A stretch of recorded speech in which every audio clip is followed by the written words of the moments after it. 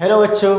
तो आज class 11 physics chapter number 5 torque and equilibrium का हम नया लेक्चर लेकर आए और आज अपना पूरा लेक्चर होगा law of conservation of angular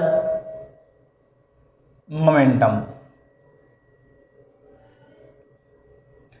इससे पहले आप कंजर्वेशन ऑफ लीनियर मोमेंटम भी पढ़ चुके हैं, लेकिन इसको समझाने से पहले इसका हम कुछ लीनियर क्वांटिटीज और एंगुलर क्वांटिटीज के बारे में देख लेते हैं।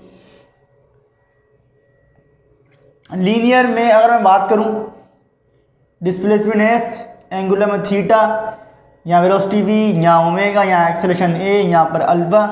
यहाँ पर क्या होती है? फोर्स। देखो, अगर लीनियर पढ़कर आए हो तो बड़े अच्छे से समझ में आएगा। लीनियर में फोर्स होती है, जबकि रोटेशनल मोशन में क्या आ जाता है? टॉर्क। ये आता है, ठीक है। अच्छा, और इसके अलावा हमने आपको एक लॉ पढ़ाया था, अगर आपको याद हो, एक लॉ पढ़ाया था और हमने पूरा बाकायदा इसको प्रूव भी किया था कि भाई rate of change in linear momentum is equal to force. पढ़ाया ना? F is equal to delta P on delta T. ये हमने पूरा प्रूफ भी कराया था। Rate of change in linear momentum is equal to force. और ये हमने क्या न्यूटन सेकंड लॉ से बाकायदा पूरा उसको ड्राइव किया था। अच्छा, ये क्या है? ये पूरा टर्म क्या है? Rate of change in linear momentum is equal to force, Newton second law. तो अगर मैं न्यूटन सेकंड लॉ को मानते हुए लिखूं, रोटेशनल में क्या आ जाता है? एफ की जगह फोर्स की जगह टॉर्क। ये लीनियर मोमेंटम, रोटेशनल में क्या आ जाएगा? Angular momentum.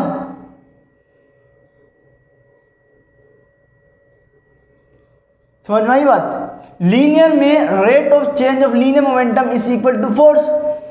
अगर न्यूटन सेकंड लॉ को मैं रोटेशनल में लिया हूं, इसी लॉ को, तो rate of change of angular momentum is equal to torque.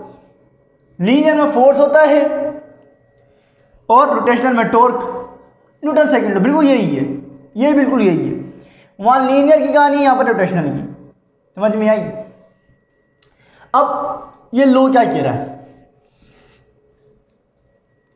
Law कहता है the net torque acting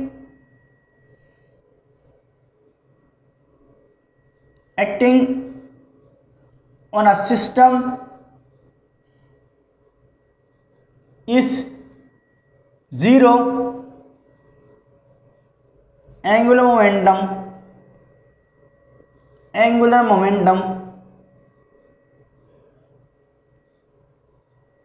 will be conserved.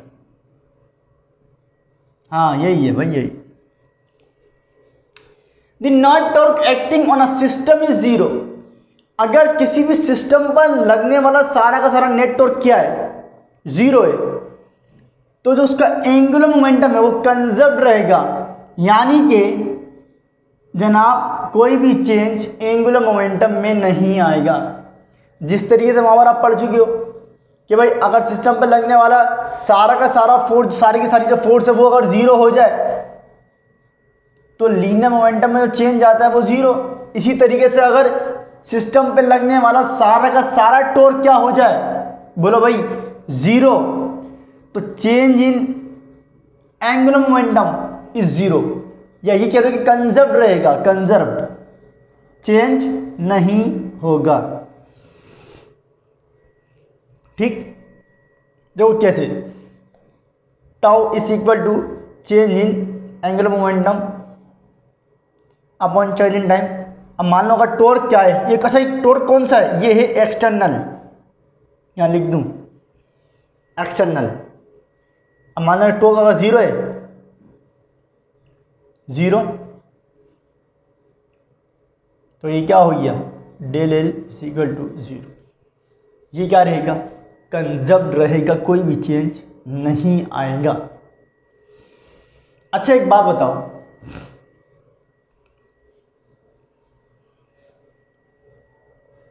एक बात बताओ, ये तुम्हें समझ क्या आ रहा है? एक बात देखो, तुमसे पूछी जा सकती है कि अगर एक्सटर्नल टॉर्क लगा रहे हो किसी सिस्टम पर, और अगर उसमें ये, इससे पता क्या लग रहा है देखो इस बात से, कि जो चेंज आएगा, चेंज इन एंगुलर मोमेंटम, इसी तरीके से यहां पर चेंज इन लीनियर मोमेंटम, वो किस डायरेक्शन में आएगा।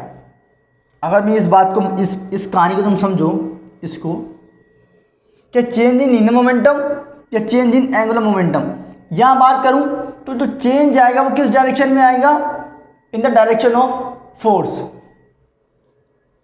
Change in linear momentum is in the direction of force. ऐसा ही होता है भाई, अगर तुम किसी ऑब्जेक्ट पे, किसी सिस्टम पर जब तुम फोर्स लगाते हो तो मोमेंटम में चेंज आएगा, न्यूटन सेकंड लॉ के हिसाब से हमने प्रूफ किया था। इसी तरीके से यहाँ पर कि जब तुम किसी सिस्टम पर, किसी ऑब्जेक्ट पर टॉर्क अप्लाई करोगे तो उसके एंगुलर मोमेंटम में चेंज आएगा, बिल्कुल आएगा। और वो जो चेंज आएगा वो किस डायरेक्शन में होगा, वो होगा in the direction of force. Linear की बात करूं तो फोर्स की डायरेक्शन में, जिस डायरेक्शन में तुम फोर्स लगाओगे उसी डायरेक्शन में क्या आएगा, चेंज आएगा। इसी तरीके से यहां पर जो एंगुलर मोमेंटम में चेंज आएगा वो किस डायरेक्शन में आएगा, in the direction of, in the direction of torque. जिस डायरेक्शन में टॉर्क लगेगा उसी डायरेक्शन में क्या आएगा, एंगुलर मोमेंटम में चेंज। देखो चेंज की बात हो रही है यहां पर, ये मत बोल देना कि एंगुलर मोमेंटम, यहां चेंज की बात हो रही है। चेंज इन एंगुलर मोमेंटम किस डायरेक्शन में होगा, जिस डायरेक्शन में टॉर्क लगेगा। चेंज इन लीनियर मोमेंटम किस डायरेक्शन में होगा, जिस डायरेक्शन में फोर्स लगेगी। यहां तक बात समझ में आई? अरे भाई फोर्स लगेगी तो मोमेंटम में चेंज आएगा, टॉर्क लगेगा तो एंगुलर मोमेंटम में चेंज आएगा। किस डायरेक्शन में चेंज आएगा, in the direction of torque, in the direction of force. अच्छा, और न्यूटन जो इसका law of conservation of angular momentum है वो भी यही कह रहा है कि भाई अगर किसी सिस्टम पर, किसी ऑब्जेक्ट पर लगने वाला एक्सटर्नल टॉर्क क्या हो जाए, जीरो हो जाए, तो उसका एंगुलर मोमेंटम क्या रहेगा, कंजर्व रहेगा, जो कि चेंज नहीं होगा। ठीक है। अच्छा देखो एक बात याद रखो, ये तो जितनी भी बातें सारी हम कह रहे हैं ना, ये सिर्फ हम, मान लो कोई अगर बॉडी रोटेट कर रही है तो हो सकता है उसका जो, ऐसे समझो कि इस बॉडी का जो एंगुलर मोमेंटम है वो एक से ज्यादा एक्सिस पे हो सकता है, एक से ज्यादा एक्सिस पर हो सकता है। तो ये जो हम सारी बातें कह रहे हैं ये किसी एक एक्सिस के लिए सही है, किसी एक एक्सिस के लिए, कि भाई अगर एक्स एक्सिस पर लगने वाला टॉर्क अगर जीरो है तो एक्स एक्सिस पर क्या रहेगा, जो उसका एंगुलर मोमेंटम है वो कांस्टेंट रहेगा, या वाई एक्सिस पर, जेड एक्सिस पर।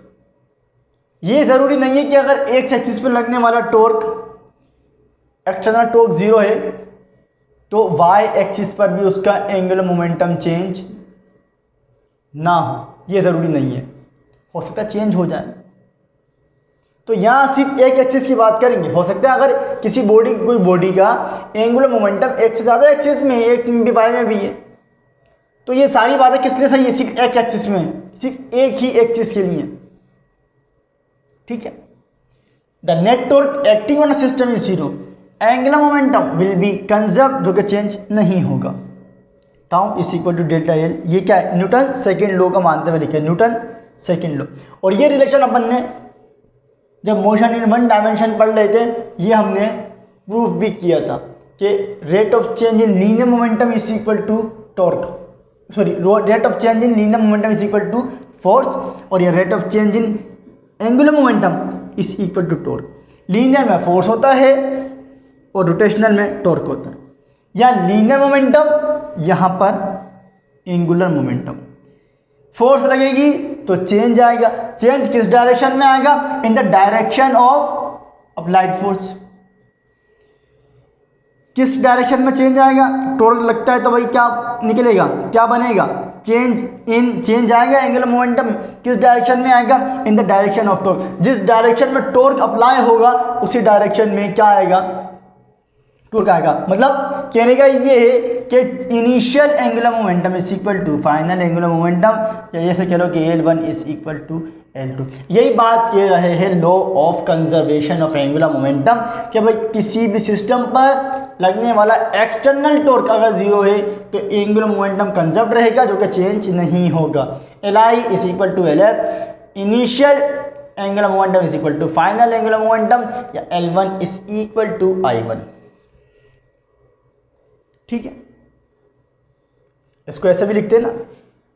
एक तो एंगुलर मोमेंटम क्या था अपने पास? R क्रॉस P, ये था। इसका देखो एक और भी होता है, L is equal to I omega. I क्या होता है? Moment of inertia, omega angular velocity. तो ये क्या हो जाएगा? L1 यानी कि I1 omega 1 is equal to I2 omega 2। ठीक है, तो ये था law of conservation of angular momentum. अब इसके बाद हम इसके न्यूमेरिकल्स स्टार्ट करेंगे, तो वो न्यूमेरिकल्स लाजमी देखिएगा, उसकी प्रैक्टिस भी कीजिएगा। वो लेक्चर लाजमी देखिएगा, बाकी पढ़ाई कीजिए। अल्लाह हाफिज़।